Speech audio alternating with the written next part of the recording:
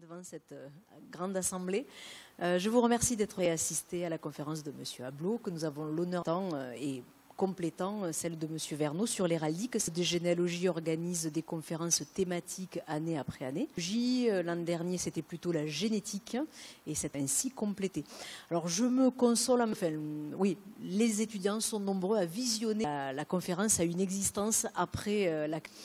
ce soir, donc, nous allons écouter généalogique, la représentation héraldique des contes de... Nous avons donc l'honneur d'accueillir M. Ablot, Laurent Ablot, d'Idental. Concernant après-midi le séminaire, je rappelle pour après qu'il a été filmé. Le temps qu'il soit monté, il sera accessible pour de toute façon leur en donner l'accès. Là, on est en train de voir et le service audiovisuel est en train de faire le nécessaire. Je partage la parole et je la cède à M. Ablot. Merci de m'avoir proposé cette intervention et puis cette journée dense, puisqu'on a venir dans le cadre du DU Généalogie, et donc on a déjà eu l'occasion d'échanger. Voilà. Et donc l'idée était, quand nous avons échangé avec Madame, possible d'intervention dans le cadre de ce programme dédié à l'héraldique logique, de vous partager un dossier sur lequel j'ai travaillé récent, dans la mesure où il est un peu de la fin du Moyen-Âge, et qui pose précisément les fonctions d'armoirie dans la représentation des familles. Avec ce dossier orné de décors héraldiques d'une très grande complexité, comme le laissent apparaître les armoiries que vous avez sous les yeux, qui si ça peut vous rassurer, l'héraldiste lui-même, qui devant une telle profusion, la question du sens et de la fonction de ce signe héraldique. Et donc c'est un peu ce que je voudrais vous revenir en détail sur ce dossier, l'histoire de ce manuscrit, ce qu'on en sait et ce qu'on peut en déduire. Et puis j'ai eu l'opportunité de conduire dans le cadre d'une future publication de ce manuscrit. Alors, le livre en question, le manuscrit que je vais vous présenter, qui est accessible en ligne sur le site de la Bibliothèque nationale de France, sur Gallica, que vous voyez ici, que vous n'allez sans doute pas renoter, mais si vous tapez tout simplement 783. Donc voilà, le manuscrit intégralement numérique, des nouveaux moyens qui sont donnés aujourd'hui à la recherche que de pouvoir consulter exhaustive. Alors, d'un récit de pèlerinage allégorique, comme le sont beaucoup de ces romans de cheval. Pour l'exemplaire en question, on sait qu'il a été enluminé pour Edmond de Prie ou Aymon de Prie, les deux orthographes se trouvent, et son épouse Avoye de Chabannes, qui était comte et comtesse de Dammartin, et le manuscrit lui-même, on peut le définir, vers 1510. Alors cette histoire a été imaginée par un auteur, un religieux, un clerc, qui est né en 1468 et qui va mourir en 1502, qui est connu avec sa famille pour être très proche de la cour des Orléans-Angoulême. Donc pour ceux qui sont un peu familiers, donc une branche cadette de cette famille elle-même, une branche qui a été issue donc de Louis d'Orléans, frère cadet du roi Charles VI, mais un grand avenir puisque le duc d'Angoulême et son épouse seront de François Ier. Cette cour donc des Orléans, évidemment, comme toutes ces grandes cours princières, avait un entourage de familles qu'elle promouvait à la cour. Et donc c'est le cas de cette famille de Saint-Gelais, qui sont relativement connus, et dont deux d'entre eux vont être également des auteurs observés et qui sont connus. Lui-même va être assez rapidement destiné à la carrière à cette époque-là, grâce à la recommandation du prince, à l'évêché d'Angoulême, dont il deviendra le titulaire à l'âge de 26 ans. Et puis il va se retirer dans une de ces zones d'une épidémie de peste qui va entraîner mais une vie très remplie. Alors je ne vous fais pas qu'il a produit. C'était un grand éditeur de textes, des textes latins notamment, italiens et latins, pour des auteurs, poètes, puisqu'il est connu aussi pour ses œuvres à la cour de France, donc d'abord cour d'Angoulême puis cour de France, dans cette fin du XVe siècle, début du XVIe siècle. Le manuscrit en question que nous allons considérer ensemble, 1508 et 1510, et les spécialistes se disputent encore sur la paternité de ces miniatures, sachant que, comme souvent, ce sont des artistes, visiblement, ont mis la main à ces différentes miniatures. On a pensé, et les spécialistes de l'enluminure à Paris, le laboratoire du CNRS, donc les spécialistes, ou éventuellement le maître de Jean d'Albret. En tout cas, ce qu'on sait, c'est que c'est un manuscrit et que, comme souvent, dans la peinture de ces manuscrits, on a plusieurs mains qui intervient pour les principales miniatures, et puis l'encadrement et les informatistes ou à des petites mains des ateliers. En l'occurrence, on a pensé ici à un ornement qu'Édouard Gauthier, qui est conservateur de la bibliothèque municipale d'Angers, proposé d'identifier avec un certain Jean Serpin les miniatures des décors. Vous allez voir que les décors, et notamment des décors héraldiques, est un vrai sujet puisqu'ils sont extrêmement riches. Leur réalisation, ils posent toute une série de problèmes, puisqu'à la fois ils font preuve d'une grande érudition, certaine méconnaissance des armoiries. Donc il y a cette espèce de paradoxe et une grande ignorance, ou en tout cas une ignorance relative. Alors comme je disais il y a quelques instants, mais d'une édition relativement récente par Frédéric Duval, et il est l'occasion d'une réédition qui est donc une collection chez Brepols, qui a comme ambition, qui est dirigée par Christian Eck, que vous connaissez peut-être, et qui a comme ambition, le but de cette collection, c'est de traiter un certain nombre de manuscrits médiévaux connus pour la richesse de leurs aspects texte et images dans cette édition. Ce n'est pas forcément ce qui m'intéresse en priorité ce soir, c'est la qualité, la complexité déployée dans ce manuscrit qu'on peut considérer véritablement comme d'abord par le nombre d'armoiries qui sont citées dans le manuscrit. On reviendra un peu en ligne du livre. Pourquoi on appose des armoiries dans un manuscrit? Quelle est la fonction de cette apposition d'armoiries dans les livres? Qui est la profusion d'armoiries figurées dans le 80 folios, et on a près de 70 armoiries qui sont manuscrites. Certains folios sont même puisque on a jusqu'à 10 armoiries par folio. On n'est pas dans un armorial, on n'est pas dans un livre qui est la mise en signe d'un roman allégorique, connexion directe entre le contenu et le décor héraldique. La grande particularité pour l'expertise entre guillemets de ce manuscrit, du point de vue du blason lui-même, puisque 95% des armoiries qui ne sont pas familiers avec les questions d'héraldique, on va revenir en détail sur ce qu'est une armoirie combinée, mais retenez juste plusieurs armoiries différentes.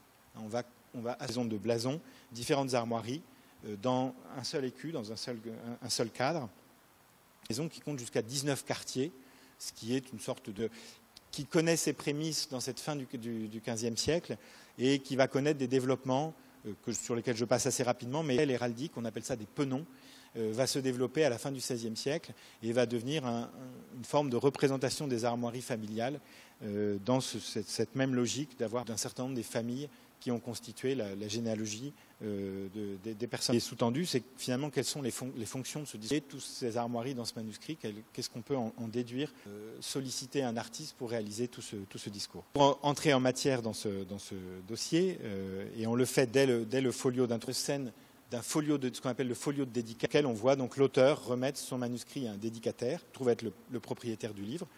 Il peut être aussi virtuellement rédigé, et là en l'occurrence il s'agirait du roi, écrit par un dédicataire censé figurer de façon ce qui nous intéresse, mais ce sur quoi on peut se pencher, qui se déploie tout autour d'une armoirie qui surmonte la scène elle-même, et une armoirie dont on voit déjà, vous le devinez, qu'elles sont elles-mêmes relativement complexes, puisqu'elles associent plusieurs quartiers dont effectivement il faudra comprendre. Et puis le folio suivant, dès le folio numéro 2, on a cette immense armoirie qui compte quartier, sur laquelle il faudra revenir et qui donne un héraldique de l'ensemble de ce manuscrit. La question évidemment qu'on peut supposer, c'est qu'on retrouve dans ce déploiement héraldique, c'est souvent l'intention des programmes héraldiques, quels que soient les supports qui les portent, comme ça d'une armoirie fixe associée à d'autres armoiries, très souvent, et donc de montrer quelles sont, à quel fonditaire de l'œuvre, et comment on peut retracer de façon plus ou moins structurée sa propre généalogie.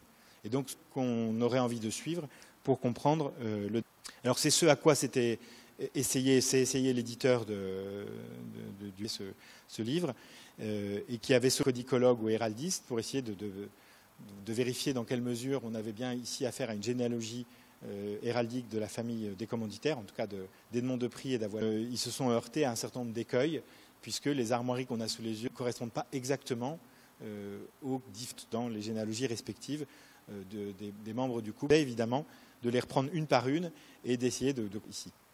Donc si on les détaille un petit peu en zoomant, en quelque sorte, sur ce manuscrit, de mal à identifier l'armoirie qui est mise organisée, la page elle-même dans le manuscrit médiéval est l'ordre logique des hiérarchies de l'image médiévale, c'est-à-dire qu'on valorise le coin supérieur à gauche. Donc on commence toujours la lecture, les informations, et puis quand l'ensemble du décor est rempli, les éléments de distribution, ce sont les éléments qui sont mis en tête de la page ou en pied de la page. Donc là, des armoiries situées au sommet, des armoiries situées en marge inférieure. Théoriquement, de en haut à gauche à en bas à droite, hein, suivant une. Vous n'aurez pas de mal à reconnaître, je pense, les armoiries qui sont au sommet de ce folio. On a la présence d'une couronne, de poutis, mais qui sont censés être des anges comme support. Elles sont là à titre, évidemment, le commanditaire offre son manuscrit au roi. C'est probablement le roi qui est figuré de façon allégorique. L'application du principal dédicataire de l'œuvre par le biais de ces armoiries.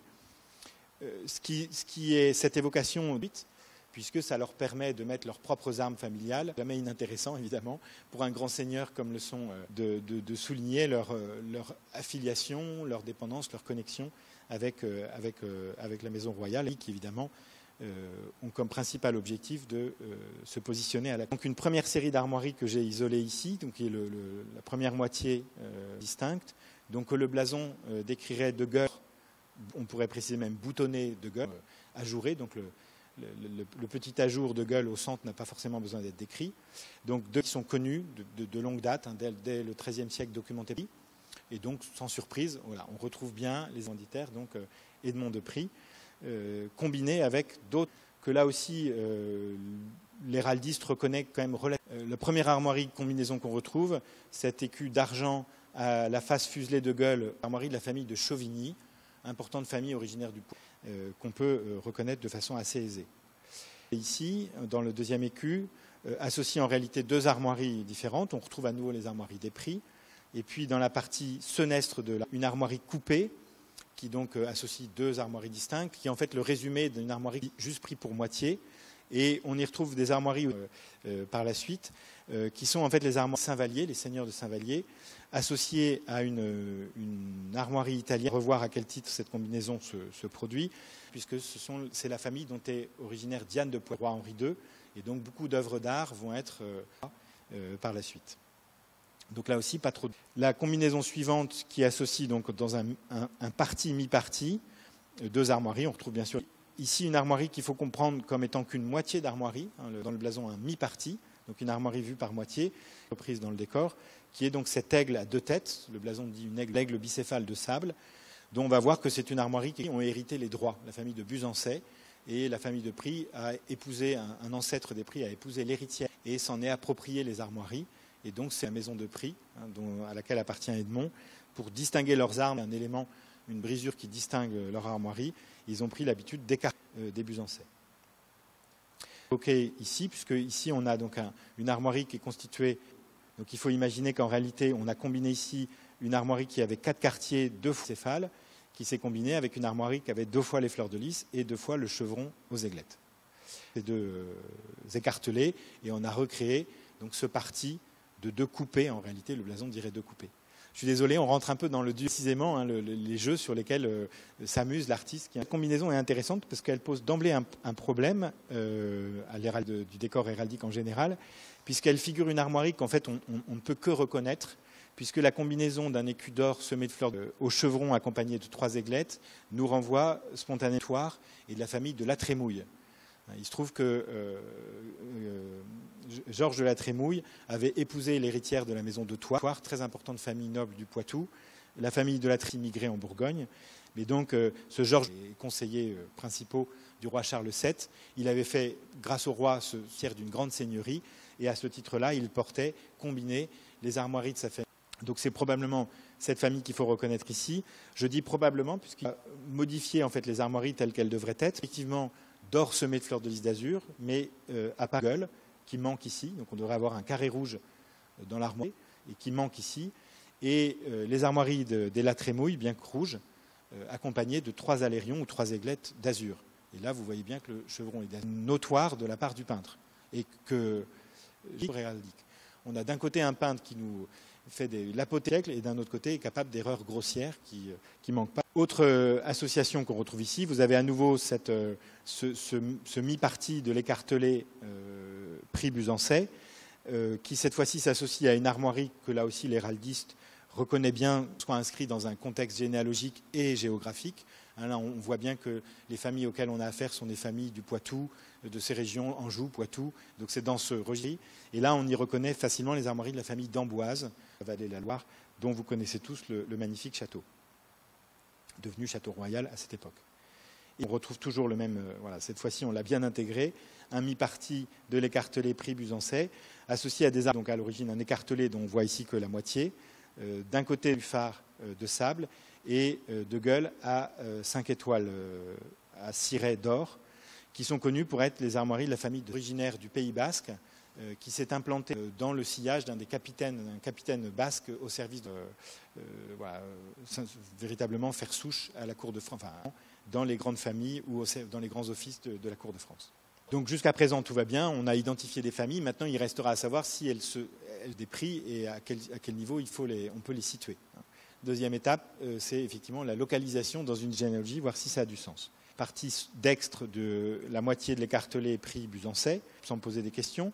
La première, toujours dans cette démarche d'identifier des armoiries, on l'évoquait tout à l'heure dans le cours, en fait identifier logique et géographique, voire même sociologique. Les armoiries médiévales ont suscité énormément d'homonymes. C'est extrêmement compliqué d'aller identifier ex nihilo une armoirie, trouver de titulaires. Et quand vous trouvez des titulaires, vous risquez de faire des contre-cycles. Donc là, on a bien vu, on est fin du XVe siècle, cour de France, Anjou, Poitou. Donc c'est plutôt dans ce registre-là qu'il faut. On s'inscrit dans ce contexte. On a ici une armoirie qui est représentée probablement. Quand on a une figure qui est isolée ici, on aurait pu penser que c'est une armoirie d'hermine. La feuille d'argent s'est légèrement oxydée, comme on le voit souvent dans les manuscrits, d'argent semé de mouchetures d'hermine de sable, donc d'hermine, de gueule, donc ce grand poisson, l'héraldique, le calibre. L'armoirie existe avec la figure de 2 barres adossées de gueule. Et elles sont connues donc pour être les armoiries d'un des Charles VII. Voilà, il suffit, le nom m'échappe juste à l'instant, excusez-moi, mais je le recite pour. Donc on sait qu'un capitaine de Charles VII, il est cité ici et associé au prix, il va falloir évidemment le considérer. Déjà complexe dans sa combinaison héraldique. On voit bien que l'artiste d'ailleurs est brochant. Est-ce qu'on a un facet ondé au lion de gueule brochant? On ne sait pas très bien. Est-ce qu'il a repeint l'argent par-dessus? On a un peu des doutes sur l'attribution de cette armoirie. Les rapprochements que j'ai pu faire, ce sont les armoiries du comté de Zélande.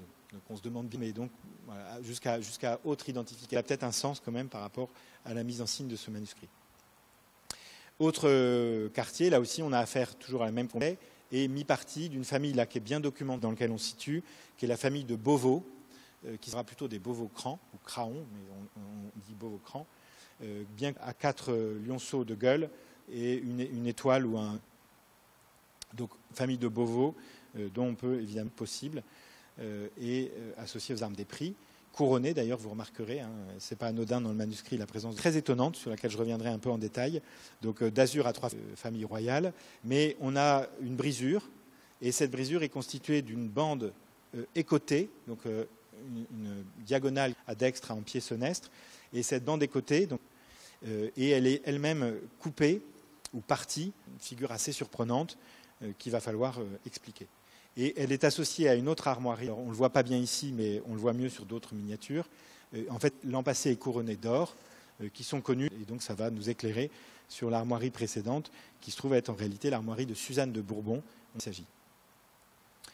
Et puis, donc, des armes de France, donc vraiment l'armoirie la plus valorisée, écartelée, voilà, dans sa forme intégrale, le fameux écartelé. Brochant sur le tout, l'artiste est venu rajouter un écu, donc la bordure de gueule, qui est bien connue des héraldistes pour être les armoiries des comtes de Dante, évidemment, vers l'armoirie des commanditaires du manuscrit, le signe héraldique ici.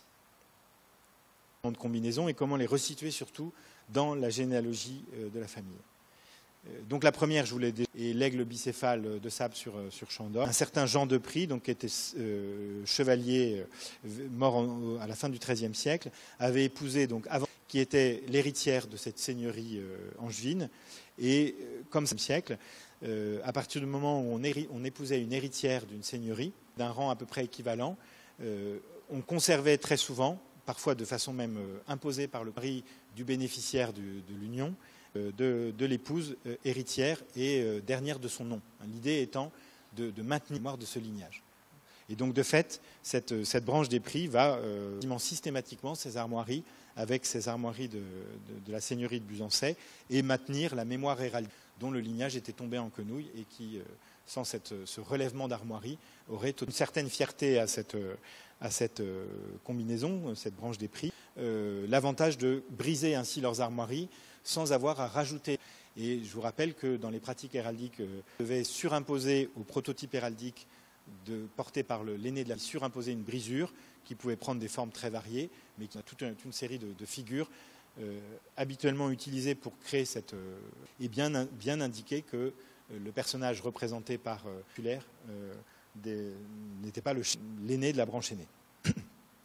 Ces brisures, on se évoquait tout à l'heure dans le cours, en fait on a une forme de paradoxe, parce qu'à la fois tierce-feuille des prix, en même temps, et donc dès qu'on peut s'en débarrasser ou dès qu'on peut contourner leur usage, augmenter le patrimoine, est une forme de valorisation bien plus intéressante que le fait d'une forme de brisure. Donc cette branche des prix va cette combinaison entre les tierces-feuilles et l'aigle bicéphale. En plus, vous allez voir qu'on va jouer dessus.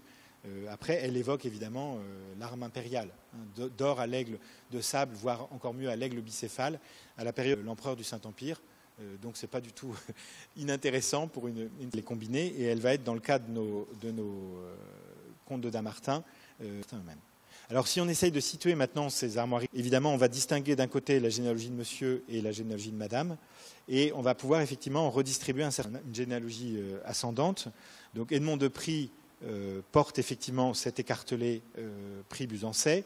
Il va être investi du comté de Damartin, et donc il va l'ajout d'un écusson en abîme aux armes du titre qu'il exhibe. Donc, il avait fait un premier mariage, donc je vous ai dit tout à l'heure qu'il était l'époux de Avoine, puisqu'elle n'intervient dans le discours héraldique que dans un second temps, puisqu'il avait d'abord contre une certaine Jeanne de Beauvau, et donc sans surprise, on retrouve l'armoirie de cette première épouse dans cette fameuse armoirie aux 4 lionceaux de gueule.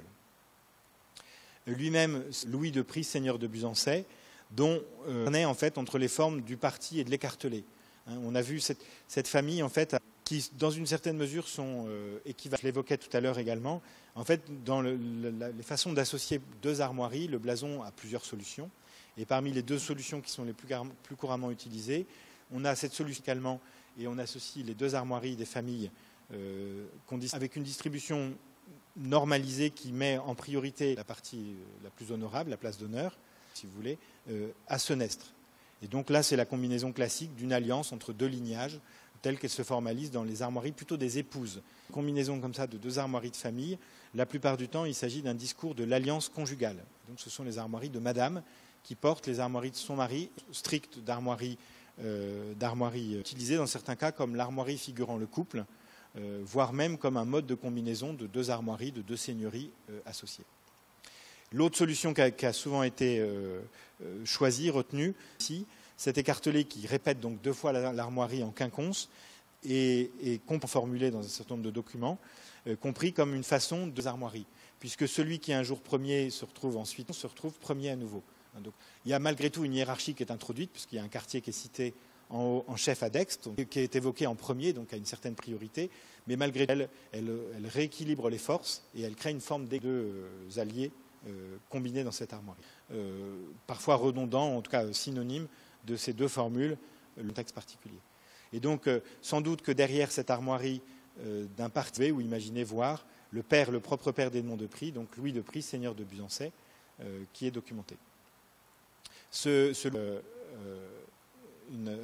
Était le fils d'Antoine, d'ailleurs, si vous allez en Anjou, ne manquez pas la visite de Montpoupon, et de Madeleine d'Amboise. L'armoirie retrouvait ce couple, ou les armoiries de Madeleine elle-même, dans les pratiques du blason à la fin du Moyen-Âge, le couple formé par Antoine de Prie et Madeleine d'Amboise. On reprend, si on suit la ligne maternelle, généalogique maternelle d'Edmond de Prie, Salazar, ce qui justifie l'association entre les armoiries des Prie Busancais et des Salazar, elle-même étant la fille de seule armoirie écartelée, et d'une certaine Marguerite de la Trémouille, dame de Saint-Fargeau, fille du fameux Georges de la Trémouille que j'évoquais tout à l'heure, vit bien figurée dans un certain nombre des armoiries déployées dans une partie de l'arbre généalogique du commanditaire Edmond de Prie, avec ses parents, grands-parents, qui sont en termes de rigueur de l'information héraldique, et puis cette ambiguïté qui nous invite aux armoiries du couple. Mais encore une fois, dans ce contexte précis, je pense que la dame stricto sensu. Cette ne situe pas malheureusement le Prie et les Chauvigny, parce que si on remonte la généalogie directe d'Edmond de Prie, on ne voit pas du tout apparaître la famille de pu trouver entre des Chauvigny et des Prie. C'est effectivement une Marguerite de Chauvigny, donc ce Jean V de Prie, donc le grand-père d'Edmond de Prie, avait donc une étant lui-même le frère aîné, c'est pas le père, hein, c'est le frère aîné d'Antoine de Prie. Donc il y a cette famille, mais il n'y a pas une présence dans une généalogie. Déjà un premier problème dans l'idée que la généalogie des Prie et des Chabannes. Les mystères que j'évoquais tout à l'heure, la présence des armes des Gaucourt, il y a les Gaucourt, en tout cas j'en ai pas trouvé, donc si vous en trouvez une, tant mieux, mais je n'en ai pas trouvé. Et à ce stade, c'est que Antoine de Gaucourt avait été un des grands capitaines de Charles. Antoine de Chabannes, le grand-père d'Avoine de Chabannes lui-même, est-ce qu'on fait mémoire ici de ce personnage lignagère avec les Prie? Donc tout ça est assez mystérieux. Je n'ai pas trouvé à quel titre elle pouvait être associée aux armes des Prie, qui donne une petite idée, mais qui n'assure rien. Je penche maintenant sur la généalogie de la seconde épouse évoquée dans une des armoiries figurées sur ce premier folio. On la voit effectivement représentée, dans laquelle on a un mi-parti, Busancais, et puis une autre combinaison qui est initialement elle-même un écartelé, dans lequel France brisée, et puis l'armoirie des Chabannes. Et celle portée par Avoine de Chabannes, qui est cette Avoine de Chabannes est elle-même la fille de Suzanne de Bourbon, comtesse de Roussillon. Donc elle a, et on arrive ici dans des pratiques héraldiques qu'on évoquait tout à l'heure, dans des nouvelles formules qu'invente la fin du Moyen-Âge, où finalement une dame n'est plus censée être figurée uniquement par les armoiries de son père. Depuis les origines de l'héraldique jusqu'à cette période, quand une femme était figurée avant qu'elle soit à l'armoirie de son père, et une fois qu'elle se mariait, elle portait une de son mari et de son père. Donc on lui créait une armoirie singulière qui était la fusion de l'union lignage, celui de son époux et celui de son père.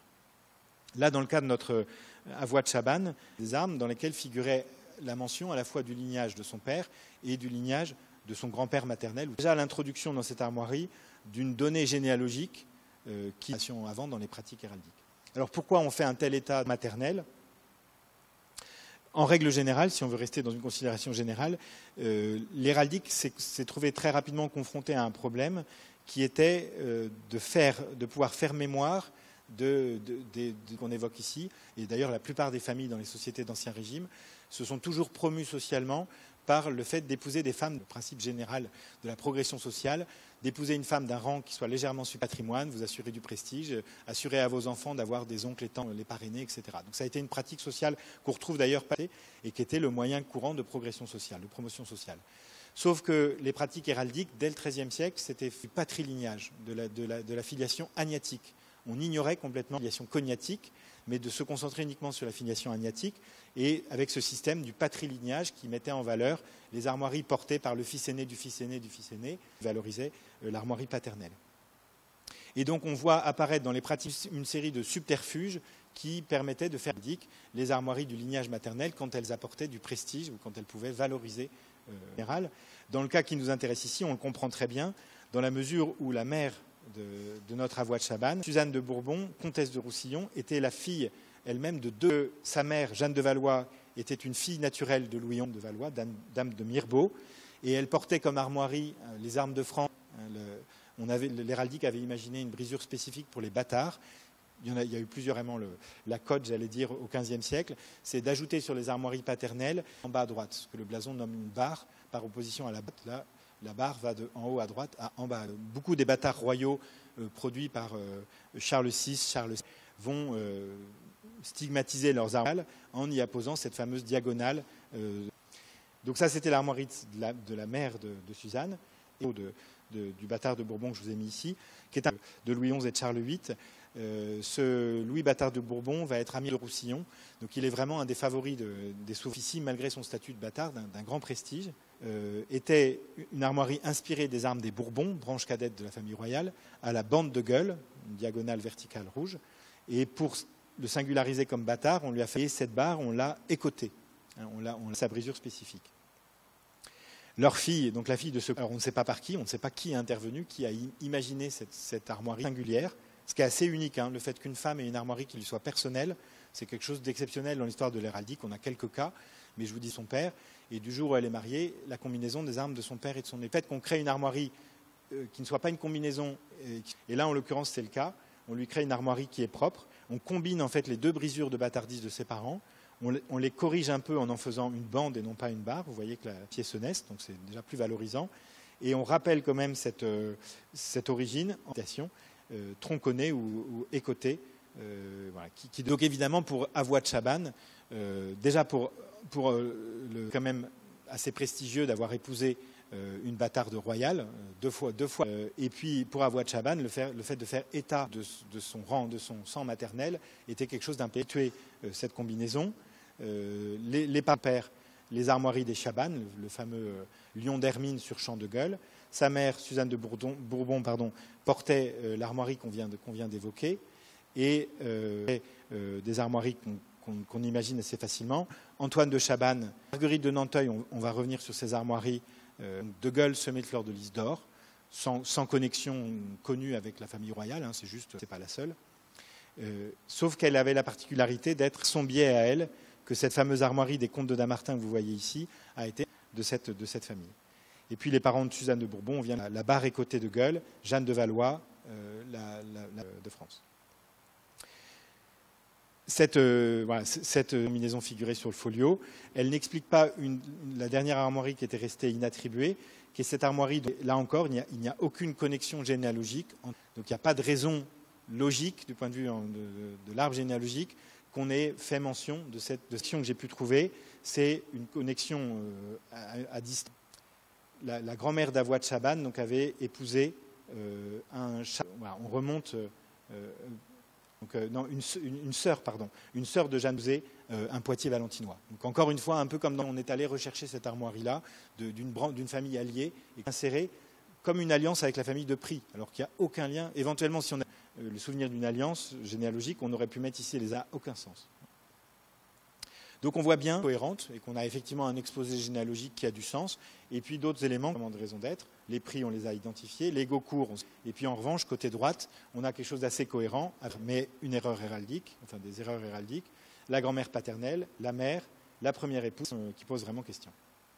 Alors, tout au long du manuscrit, je vous fais l'économie de l'ensemble de tous les folios du manuscrit, mais je vous invite à aller le consulter sur Gallica. Nous, avec en fait, on lui a donné une boîte à outils avec des armoiries qui s'amusait à en faire des combinaisons plus ou moins saugrenues, qui ne veut rien dire, du point de vue généalogique, qui ne veut rien dire du point de vue du blason, de l'idée de l'armoirie. Je veux dire, sorti de l'écusson en abîme, le reste n'est qu'un méli-mélo de tout ce qu'on vient d'évoquer. Qui, comme vous l'avez compris, n'a pas forcément des règles. Voilà. Parfois, quand il veut, il peut représenter. Donc ça, c'est le premier dossier qu'on a un peu exploré. Et puis, ce manuscrit de délire héraldique, si on peut les appeler comme ça, qui est sur lesquels il faut éviter ce grand écu. Bien au centre, vous l'avez identifié, je pense, les armoiries des commanditaires, donc Prie, Chabannes, et puis les armes des Dammartin en abîme. Et ce grand contre écartelé les armoiries qu'on a bien identifiées comme étant celles des Dammartin, les armoiries de France, jusque-là pas de problème, les armoiries d'Angleterre, de Gueule et Léon, là aussi traitées de façon un peu folklorique.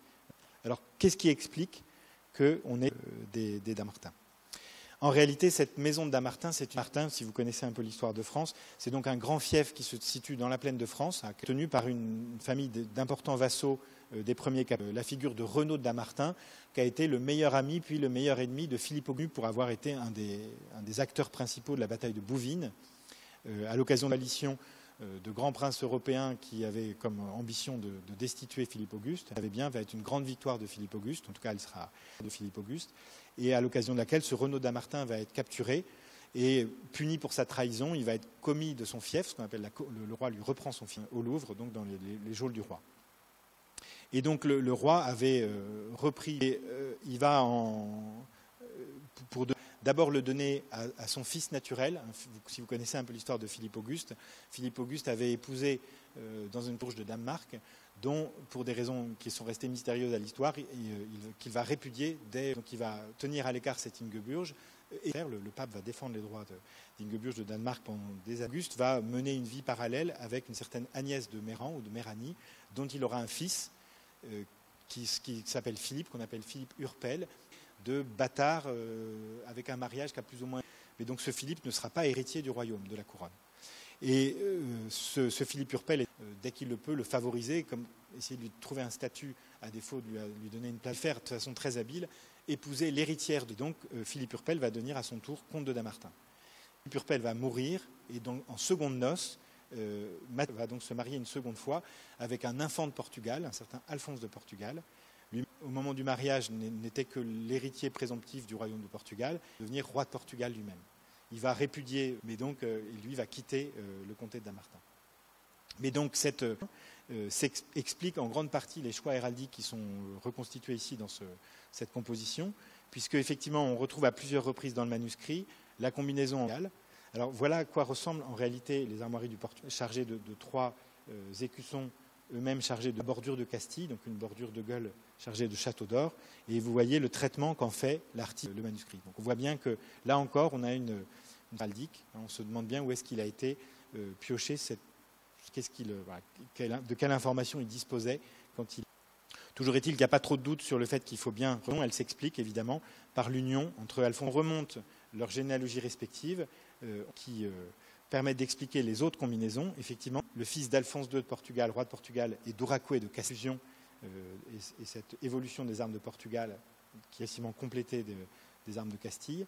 Et si on Ouracoué de Castille était elle-même la fille d'Alphonse VIII de Castille et d'Aliénor d'Angleterre. Et donc là, on retrouve tous nos protagonistes qui expliquent, justifient la combinaison des armes de Dammartin, les armes de France pour Philippe Urpel, les armes que vous voyez énoncées ici. Je vous ai mis donc en marge plusieurs joues à nouveau avec ces combinaisons. Angleterre, Dammartin, Dammartin, Castille et Léon, etc. etc. Les armoiries qu'ont portées ces protagonistes, voilà les armoiries capétiens connus pour avoir utilisé une brisure, puisque précisément comme il n'était pas destiné à succéder à Philippe Auguste, Philippe Auguste étant un des premiers rois de France à avoir porté les fleurs, pour une des premières occurrences connues, l'écu fleur de lysée, mais sont aussi bénéficiés de l'usage des fleurs de lys qu'on va distinguer, cette espèce de râteau au sommet de l'écu, qui est la première. Normalement, si l'artiste avait été rigoureux, bon, on est dans un tel est mise de côté, mais si vraiment on avait voulu faire mention le Lambel de Gueule, qui nous associe bien, France avec l'héritière du comté de Dammartin. D'Alphonse de Portugal, en tant que comte de Dammartin, qu'il a aussi avait créé des solutions très originales, qu'il avait créé une fusion héraldique, ce qui est quelque chose de relativement rare, fusionnait les armes de Dammartin, les fleurs de lys qui avaient été mises dans les créer une armoirie tout à fait originale pour le temps et puis une armoirie qui n'a plus existé par la suite. Assez étonnante. Alors quand on continue à feuilleter les folios du menu en quelque sorte, et on a toute une série de combinaisons qui là aussi nous assurent des prix Busancet, soit les armoiries de Dammartin qu'on peut s'essayer à identifier, en tout cas et en revanche pour lesquelles on a beaucoup plus de mal à trouver des justifications. Alors voilà ici une armoirie de Gueule à l'aigle bicéphale d'or, dont elle se précise un peu quand on les associe comme ici aux armes de Jérusalem, d'or à la croix d'argent à la croix de 4 croisettes du même, donc armoirie bien connue des héraldistes. Donc ça nous oriente ici vers les armoiries plutôt des... Donc l'armoirie dans l'empereur de Byzantin, l'empereur de Constantinople, Dammartin, la question reste posée. Un d'azur à 3 fleurs de lys d'or à la bordure de Gueule, on peut les reconnaître comme mine, plein, vous n'aurez pas de doute. Un écu d'or au gonfanon de Gueule, ce sont les armoiries des comtes. Étonnant, avec un bandet d'argent et d'azur, les bandes d'argent chargées de lys ou de nénuphar de Gueule, ce palais d'argent et de Gueule au chef d'or chargé de l'empassé et armé de Gueule.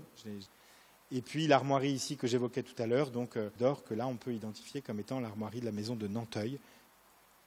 Alors ce discours héraldique délirant, en fait, il faut sortir de ce manuscrit et il faut aller explorer la bibliothèque. Ces familles sont 2 familles de très grands bibliophiles, de bibliothèques extrêmement riches, toutes par chance une partie encore aujourd'hui, leurs bibliothèques respectives, mais en tout cas dans les collections nationales, on a encore un nombre important de ces maisons de Chabannes et de Pries, et quand que ce discours héraldique en fait se retrouve quasiment dans le familial, que ce délire autour des Chabannes et des Pries, et ça a donné lieu à toute une série d'autres manuscrits. Voilà un autre manuscrit qui n'est pas le nôtre, donc vous auriez pu un autre folio du séjour d'honneur. En fait c'est un 13, le Thésus de Cologne, qui a reçu un décor vraiment, on retrouve quasiment les mêmes compositions, les mêmes combinaisons, les mêmes jeux sur les armoiries de l'ouvrage de Cri, pour vous montrer que cette pratique, en fait, elle ne tient pas qu'aux Chabannes, puisqu'on a ici Edmond de Prie et Avoine de Chabannes, dont on retrouve bien les armoiries que vous avez reconnues, je pense, ici. Donc là, on a bien les mêmes pratiques. Elle était déjà bien instituée dans les 2 familles respectives. La famille de Prie est une famille de commanditaires de manuscrits importants, avec quand même déjà cette ambition de surornementer, héraldiquement parlant, leurs manuscrits. Et en revanche, chez les Chabannes, c'est une vraie culture de l'héraldique et de imagination héraldique, puisque voici Chabannes, donc une génération plus tôt, et on y retrouve déjà tout un... Ce sont vraiment les armoiries d'Antoine de Chabannes, issu de la maison de Nanteuil, qui lui avait apporté le comté de Dammartin. Là, ce sont réellement les armoiries de Jean de Chabannes, réellement donc les armoiries, pardon, c'est la génération d'avant, pardon, je ne sais plus son prénom du coup. Et ça, ce sont bien les armoiries. Non, c'est parce qu'il a fait 2 mariages, voilà, excusez-moi, je m'y perds moi-même. Donc voilà, du point de vue du blason et de la généalogie. En revanche, l'alliance des comtes de Dammartin avec un certain nombre de...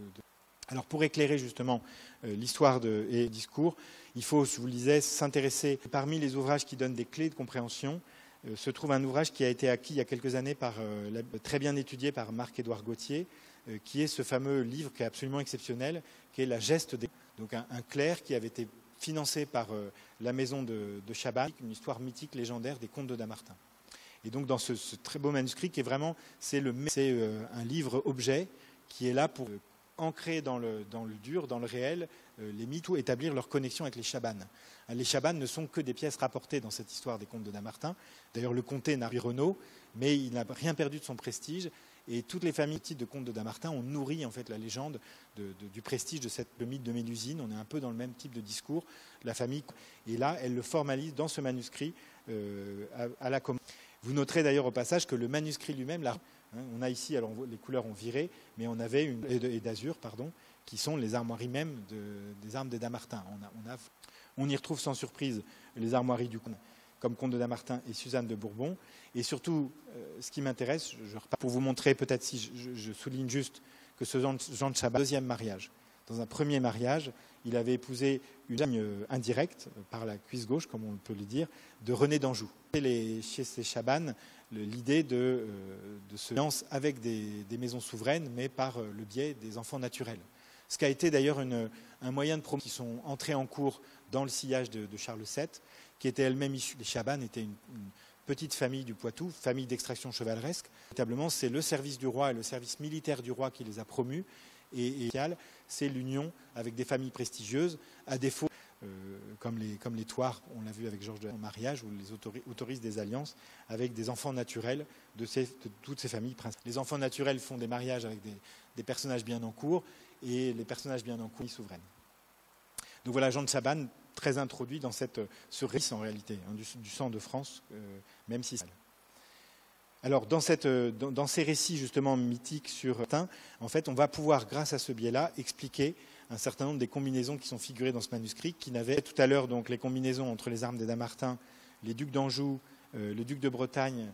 Il y a peut-être une connexion par ce biais avec les maisons de Tournecourt, et c'est surtout en explorant le contenu, grâce d'avoir mis en ligne des extraits du manuscrit que j'ai fait l'économie de lire, parce que c'est pas très fin du XVe siècle, en tout cas c'est pas ma tasse de thé de lire tous ces romans allégoriques. Mais voilà, on en avait une sorte de synthèse à la bibliothèque municipale d'Angers pour valoriser cette geste des comtes de Dammartin, et donc je me permets de vous lire à nos armoiries. 30 sous le règne du roi d'Agobert. Tout ça est mythique, hein. Un récit mythique a été écrit autour des comtes de Dammartin. Donc elle commence par vanter la part prise par Assaillant, comte de Dammartin, dans les hauts faits du roi d'Agobert. Le roi charge de former et de diriger son fils et héritier, Louis de France, le futur Clovis II, dans ses premières armes, puis à Rome. Plus tard, lors d'une bataille près d'Antioche, de Rome et Assaillant sont trahis par Lambert. Lambert, de retour en France, où vient de mourir d'Agobert, rassemble à Paris que Monseigneur Louis de France, Assaillant et Thésus, empereur de Rome. Les princes se partagent alors le royaume entre eux, laissant Paris, ayant veuve de Louis de France. Beaudour vient réclamer son douaire, vient à la faire condamner, soit à l'épouser, soit à lui laisser son douaire. C'est alors que survient Gadiffer. Quand Gadiffer vit la sentence donnée, il se exclama contre la justice. Lui, Assaillant, avait été trahi par Icelui Lambert. Et pour approbation de vérité, se offrit à combattre contre Icelui Lambert, qui plus à plein être informé. Délivré des prisons d'Antioche et Assaillant de Dammartin, écrase devant Soissons l'armée de Bretagne. Louis, enfin sacré roi à Reims, et le royaume de Bretagne. Voilà nos deux armoiries d'Anjou et de Bretagne qui trouvent une justification. Techniquement, il n'y a aucun lien, mais mythiquement, tout est là. Les ducs de Bretagne, enfin, comte d'Anjou et roi de Bretagne, plus exactement. La paix intérieure rétablie. Guérard de Dammartin échange alors Geoffroy, laquelle reine fut menée au dit château de Dammartin, où trouva la mère d'Icelui Gérard, qui la recueillit très honorablement. Louis étant rentré en France, diverses manœuvres s'en suivent contre Geoffroy de Frise. Martin capture Colombe, l'épouse de Geoffroy de Frise, et l'emmène au château de Dammartin. Guérard, fort embrasé de la beauté de la dame Colombe, reine de Froid, roi de Frise. Guérard offre tel combat et épouser sa femme. C'est David et Bethsabée, remake quelques siècles plus tard. Geoffroy, et partant Issolie Guérard, parvint à ses fins et épousa. Et en scène, cette justification de la combinaison qu'on a de Frise, c'est tout simplement parce qu'effectivement, Guérard de Dammartin avait vaincu son ennemi et épousé son épouse à l'issue du tournoi. Et donc, dans d'autres manuscrits de ce tournoi, entre le roi de Frise, dont on reconnaît ici les armoiries, ce sont des armes de Frise, mais voilà normalement la version correcte des armes de Frise, voilà comment il les traite. Mais là encore, l'héraldiste peut faire preuve d'un peu d'imagination et reconnaître clairement que ce sont bien les armes de Frise dont il est. Le comte de Dammartin soumettre le roi de Frise, et vous noterez que l'arté fréquemment dans les manuscrits enluminés, il est allé parer ce d'un écu aux armes des chabanes. On reconnaît ici le lion. On a joué, encore une fois, dans la miniature elle-même, dans l'illustration qui fait entrer en scène les chabanes dans cette. Alors, autre armoirie, maintenant qu'on a décelé en fait les plus gros types dans ce type de récit mythique, il faudrait explorer la totalité du récit pour essayer de comprendre qu'on voit apparaître ici. Une que je décèle notamment là, pourrait avoir une justification dans le fait que entre les comtes de Boulogne qui étaient devenus comtes d'Auvergne eux-mêmes, qui ne portent pas les mêmes armoiries. Les comtes de Boulogne qui avaient été comtes d'Auvergne portaient un gueule, que vous voyez ici sur le sceau d'une dame de Dammartin, alors que les comtes d'Auvergne portent un écu au gonfalon de gueule. Ce sont deux familles différentes, mais qui ont porté un titre analogue pour créer cette combinaison. L'armoirie des Nanteuil que je vous ai évoquée, dont je ne fais que la replacer sur la généalogie, sa propre grand-mère était Marguerite de Nanteuil. C'est elle qui avait apporté le comté de Dammartin à cette maison, cette écartelée ou cette combinaison avec les armes des Nanteuil et les armes des Dammartin. Ce qui est assez surprenant en revanche, si on raisonne par absent, dans ce cas-là, l'ensemble des armoiries des familles qui ont possédé le titre, vraiment joué avec ce stock d'armoiries, ça aurait été le comté de Dammartin, les armoiries des différents titulaires, notamment des familles assez importantes, des seigneurs de Fayel ou des vicomtes de Breteuil, et on aurait ainsi eu une vraie logique de continuité qui n'existe pas. Autre armoirie que je citais tout à l'heure, la présence des armoiries de Jérusalem. Donc je vous avoue là encore que je n'ai pas exploré en lisant l'intégralité, on trouverait les raisons pour lesquelles, plusieurs reprises. Toujours est-il que les deux personnages sont cités effectivement dans la geste des comtes de Dammartin, dans l'histoire des comtes de Dammartin, on voit apparaître. Donc j'ai pas, en tout cas le conte n'est pas d'explication des relations familiales ou politiques entre les comtes de Dammartin, et on trouverait là aussi une clé de compréhension. Inattribué, et je tiens à le préciser puisque ça reste une des. Aujourd'hui, il faut admettre qu'il y a toute une série d'armoires attribuées. En fait, les outils dont on dispose actuellement, les choses évoluent, et j'en ai parlé tout à l'heure dans le cours. D'année, on aura vraiment des outils numériques qui permettent d'explorer toutes les collections et tous les grands répertoires. Et pour l'instant, l'outil n'existe pas encore, et donc sur lequel on n'a aucune porte d'entrée, ni de nom, ni d'éléments qui sont signifiants, eh bien, on a une piste, mais là, en l'occurrence, on n'en est pas trouvé. Donc peut-être que de meilleurs avenir cet exposé. Il y a encore un autre tout petit dossier que je vous présenterai. C'est des faux espoirs. Mais voilà, une armoirie que je cite juste parce qu'elle est le manuscrit lui-même. En dehors de tout ce répertoire qu'on analyse par les clés de lecture que j'évoquais, on reçoit qui est l'armoirie de la famille de Pressigny, qui est très connue des héraldistes de la fin du Moyen-Âge pour extrêmement complexe, qui d'ailleurs perd les héraldistes, puisqu'on en a 3 ou 4 versions différentes, des dessins, soit des blasonnements différents, l'un nourrissant l'autre sans doute. Et dans les 4 blasons difficiles, à la fin il y a toujours des petits exercices pratiques, comme on fait dans les cours d'héraldique, et il y a pour être vraiment un unicum de la complexité. C'est amusant que l'artiste ait pris soin de les faire figurer rassemblés dans ce manuscrit.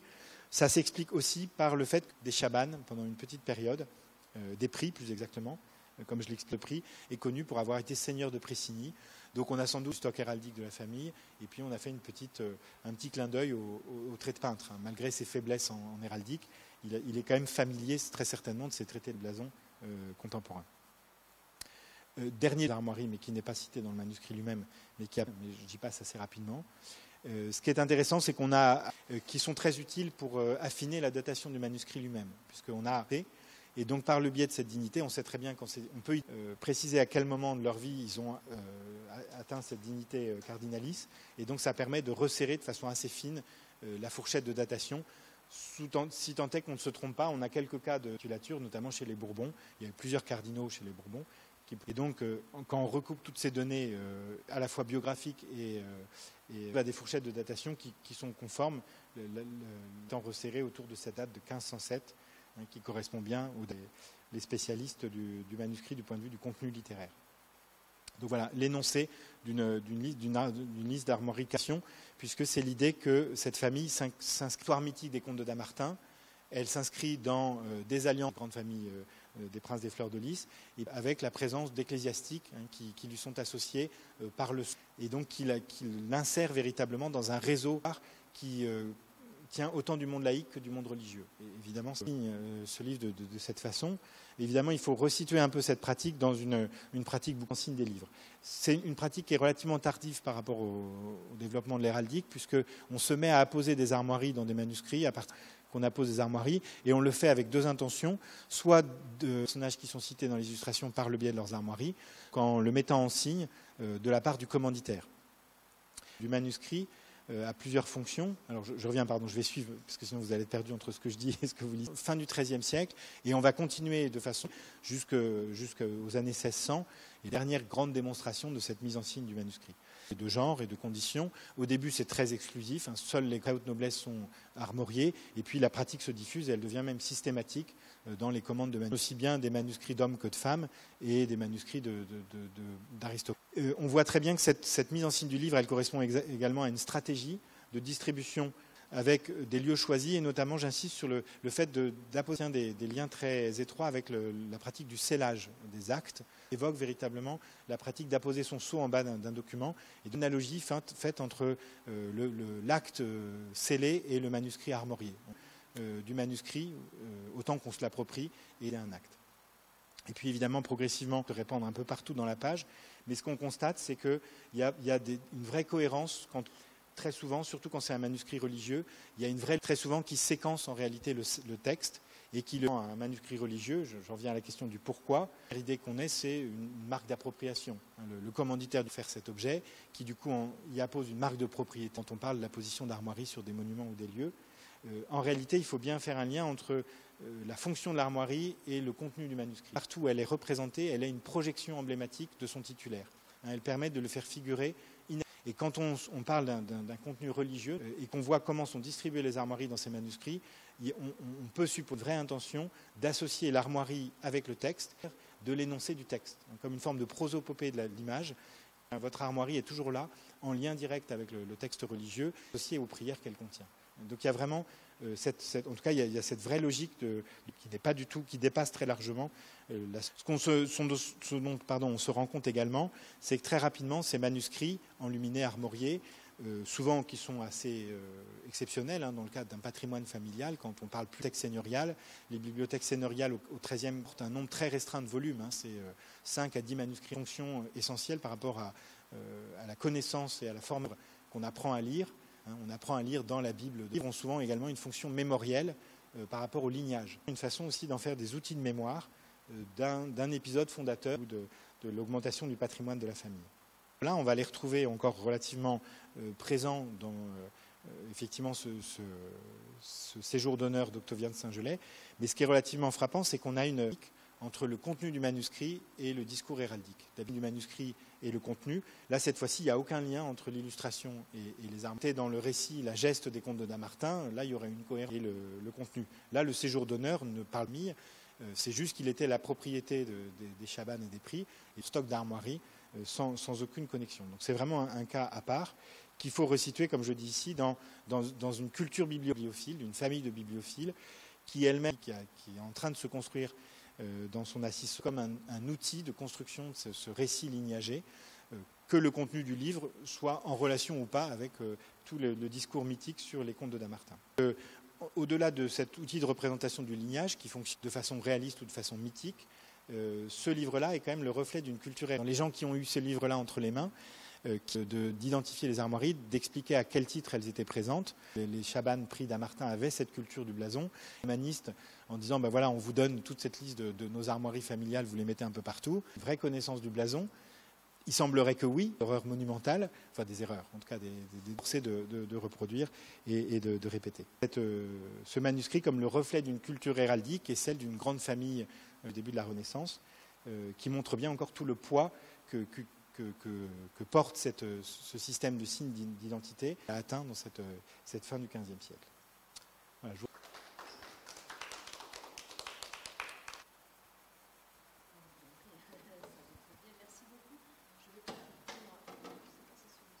crois que c'était celui-là pour la salle. Oui. Eh bien, merci beaucoup pour cette présentation fort intéressante, généalogique, mais pas que, historique, sociologique. Pas dans votre réflexion, c'est ce qui est certainement le plus intéressant. C'est quelques mois. Vous n'avez pas encore toutes les réponses, mais où on voit bien que tous les domaines se complètent. Voilà, la généalogie. C'est intéressant de voir quand même que la clé repose en partie sur la logique. Tout ce méli-mélo de rois d'Antioche, reine de Jérusalem, on a les Byzantins, on a peut-être l'Empire latin de Constantinople. Là, j'ai pas tout compris, mais c'est assez de porter haut les couleurs de la famille, de ces familles-là. Très intéressant. J'ai peut-être des interventions, mais en tout cas, des interventions, peut-être des questions pour lesquelles je ferai passer le micro pour que ce soit enregistré, bien sûr. Éblouissant, virtuose. Vous avez ouvert une multitude de pistes quasi interminable. J'ai hâte de lire cette merveille. Alors la dernière question que je voulais vous poser, c'était le rapport au fond. C'est le commanditaire qui propose des quand ce sont des choses généalogiques peu, mais est-ce que quand il y a entre les deux, est-ce que c'est vraiment...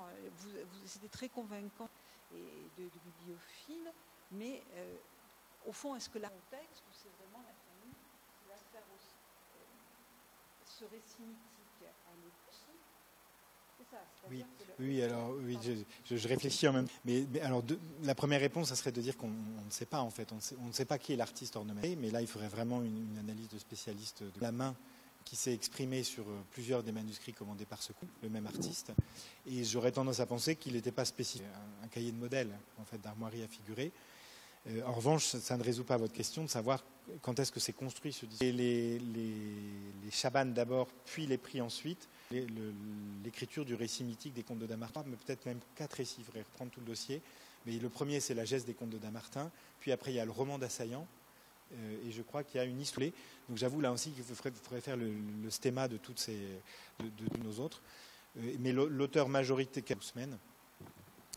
Et à mon avis, le discours, le récit héraldique, il est construit à ce moment-là. C'est-à-dire ce folio que je vous ai présenté à Jean de Chabannes, donc le père d'Avoie.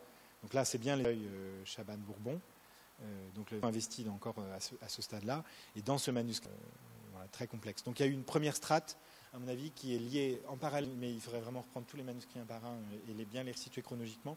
Après l'histoire des contes de Damartin, on s'est mis, là cette fois-ci avec un rapport texte-image, à recréer ces combinaisons du contexte, en étant utilisées dans d'autres manuscrits de la famille. On a affaire, nous, à une troisième ou deuxième étape, Jean de Prix, Edmond de Prix, qui se réapproprie cette imagination héraldique et qui la combine avec cette fois-ci ces armes de ne pas être en reste. Donc en ayant lui-même ses propres armoiries familiales. Ce type de... Est-ce que c'est quelque chose que vous avez déjà croisé souvent? Il y a quand même des choses plus sobres d'habitude, il me semble. À ma connaissance, en tout cas, c'est unique. On va le voir se développer à l'époque moderne, donc quand vont être, qui sont ce type de grands quartiers, voilà, comme on les a vus. Je reviens, voilà, ce type de combinaison à la fin du XVIe siècle, l'apparence d'une généalogie armoriée, mais qu'en réalité, et dans lequel on voit bien quand on le met vis-à-vis d'un arbre généalogique armorié précis, qu'en fait, il y a les alliances les plus prestigieuses. Et là, on parlera de penons héraldiques, mais qui sont démonstratifs, mais qui ne sont pas fonctionnels, ni du point de vue du blason, ni du... Qu'en fait, vous montrez une interdisciplinarité totale. C'est-à-dire qu'effectivement, vous allez va permettre de dater précisément un manuscriptiste quand on date à 15 ans, arriver avec effectivement ces combinaisons héraldiques qui, même en quelque sorte, imaginent par élimination, en quelque sorte, de dater au début, en disant, ben voilà, c'est derrière d'autres. Ce qui est aussi intéressant, c'est que ça permet de remonter les générations antérieures. Et puis on voit à un moment, Isabelle, vous avez compté, ça fait combien de générations? Décrochage mythologique, ça aussi c'était très intéressant de voir. Parce qu'on peut imaginer qu'il y a un support oral en même temps par cri. Et effectivement, pour eux, c'est tellement lié avec l'honneur de la famille, et des choses brillantes. Mais là, pour eux, tellement important qu'on imagine qu'ils cet ordre-là, ouais. C'est de l'autoconviction, c'est de l'autoconviction, autocélébration assurée. Oui. Oui. On se demande jusqu'à quel point, et ce qui est intéressant, c'est qu'il y a une vraie, où on interpole en fait des faits historiques, des personnages réels, Clovis II. Donc on fait une méli-mélo de données qui sont vérifiables et font la même chose avec le blason. C'est-à-dire qu'on a à la fois du vrai et du faux, créer un récit. Juste une dernière remarque, la publication que vous allez faire va avoir des conséquences pour beaucoup de choses pour le règne de François Ier, qu'on est en train de réhabiliter, qui s'appelle Panier doré, le panier doré qui contient des mots, et qui a écrit, je dis ça très mal, et traditionnellement on explique le manque de succès carolingien et on rentre dans des épisodes de l'actualité en tout cas, mais ce qui est intéressant, c'est-à-dire qu'en fait, quand à la cour de François Ier, devant les descendants des Chabannes, des Damas, voulez, s'inscrivent en quelque sorte dans cette grande histoire, et ils peuvent en discuter, enfin on imagine bien, puisque de son côté, voilà, c'est un moyen en quelque sorte d'intégration, vous l'avez montré, mais par le bien du sang, par l'apparence, qui est ça aussi. Donc il existe beaucoup d'autres histoires comparables à la geste des dames. Et donc c'est une espèce de construction culturelle qui va dans le même sens, et je trouve que c'est particulièrement intéressant. C'est sûr qu'en fait il faudrait mesurer, alors moi je ne suis pas du tout un spécialiste des textes, Philippe Maupeux qui va publier qu'à moi, mais effectivement, véritablement, c'est-à-dire, est-ce qu'ils auraient l'audace d'aller faire mention de ces récits qui savent quand même mythiques? Ben oui, nos ancêtres étaient là quand Clovis II. Et moi, j'arrive pas à faire la part des choses entre ce à quoi ce qui est uniquement de l'ordre d'un jeu. En fait, il y a quand même une dimension. Alors peut-être pour aller dans votre ident et ça répond même à votre question précédente que j'évoquais tout à l'heure avec les pratiques de la combinaison héraldique qui se développe à surgir dans les armoiries des dames en particulier et des prélats. Plutôt que de briser, ils vont recréer des combinaisons dans lesquelles ils font ressurgir les cartes. On a un très bon exemple avec Jeanne de Laval, l'épouse de René d'Anjou. Évidemment, dès qu'on peut faire remonter des hermines de Bretagne ou des fleurs de lys, à un titre acrobatique, en tout cas du point de vue généalogique, on le fait. Et là, il y a quand même vraiment dans le contexte de la cour, en tout cas les hermines, il y a ce qui devient finalement de la haute noblesse, mais qui était une noblesse d'extraction. Il y a une promotion de l'hermine au moment du règne importante, où c'est sans doute une façon de faire passer le message, je ne sais pas jusqu'où, au souverain, que oui, quand même, on a une petite parenté, on a un petit lien.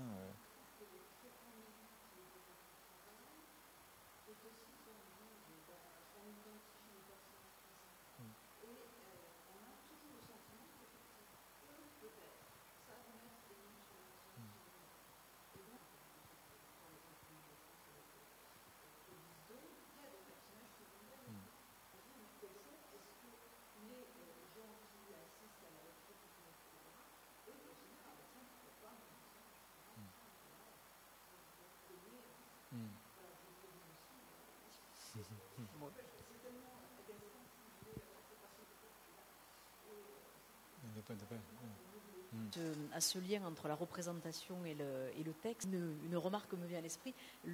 L'artiste fait comme il peut. Quel est le poids après de la famille? Est-ce que la famille repasse derrière après pour un petit peu harmoniser l'armoirie? Les armoiries, c'est autre chose, c'est juste une remarque. Le devisement du monde de Marco Polo, le texte décrivant des hommes à tête de chien, décrivant des hommes l'enlumineur, que fait-il? Il dessine ce ça. Donc on retrouve du Jérusalem, un petit peu de Byzance, on vous remet un petit peu de mélangé. En tout cas, certainement. Je pense que la première version, là, je vous l'expose hors contexte. Mais il a probablement été, et là je suis d'accord avec vous, je pense que l'artiste formé en expression héraldique ce que lui disait le texte. Et d'un autre côté, après, dans l'une de vos généalogies, il était bien mentionné que Jean, descendante de René. Donc là, on retrouve de nouveau le royaume de Jérusalem, Constantinople, avec les derniers Courtenay qui... Finalement, tout se tient d'une façon ou d'une autre. Enfin, ça se tient. Il ne faut pas regarder. Je ne sais pas. Il y a quelque chose d'assez. On le retrouve à plus d'un titre. Donc, je ne veux pas garder la parole. Peut-être d'autres questions, une remarque. Je saisis l'occasion de vous féliciter. Ça permet effectivement de dater des manuscrits. que donc Louis d'Anjou, si vous voulez, il renonce à ses... il prend ensuite les armes de Calabre, donc, et jusqu'à Calabre, associé... Vous m'aidez? Non, en dehors de en ça. dehors. Alors c'est surtout Christian de Mer. Avant la mort de Jeanne Ier, il va porter Calabre, Jérusalem. D'accord. Il prend le, en fait, il combine les deux versions Anjou, donc Anjou-Naples et Anjou moderne. Il portera jamais Jérusalem, ce que fera faire créer le triple écu Jérusalem, Anjou-Naples. C'est très intéressant parce que ça permet de dater un manuscrit vraisemblablement été réalisé pour les donc. C'est terrible parce que les datations se fondaient sur quasiment... Voilà, quelques mois même. En tête, mais effectivement. Mais ce que vous avez évoqué tout à l'heure, c'est vrai que un des atouts, ils ont longtemps voulu que... Enfin, déjà, les historiens de l'art se sont... ils ont commencé à s'y intéresser avec l'argument majeur que ça sert à ça, mais ça ne sert pas que à ça. Mais de fait, c'est on recoupe comme ça, surtout dès qu'on a des combinaisons et des combinaisons, comme je l'évoquais pour les cardinaux, là on peut arriver à la semaine, parfois à des datations extrêmement précises. Un manuscrit que vous connaissez peut-être, qui a été réalisé pour le Jean-Duc de Normandie, c'est-à-dire le manuscrit. Il y a à l'intérieur des armoiries qui sont répétées, arrivées à des voilà, et sont attribuées à des personnages extrêmement différents les uns des autres. Alors est-ce que de la part de l'artiste, moyen d'orner en quelque sorte un quelconque entre il ne paraissent pas imaginer. J'avais un petit peu creusé, ça me donnait une impression d'origine régionale un peu. À ce moment-là, quel peut être le lien? Parce qu'on sait que le collage, visiblement, prend en dessous. Est-ce que vous voyez l'artiste par quel biais? Est-ce que vous me donniez c'est un manuscrit qui est à la BNF? Je veux bien que vous me donniez la cote. Parce que c'est, oui, ça m'intéresserait très tôt, 1350. Qu'est-ce qu'on va avoir?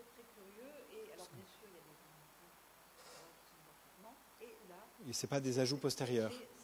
Non, on sent que c'est effectivement fait référence à des épisodes qui sont dans le texte. Et voilà. Et alors, qui seraient dans la miniature. Je vois pas trop d'autres exemples. Parce que pour cette période-là, c'est surtout des marques. Ça m'intéresserait. Ça m'intéresse de voir ça.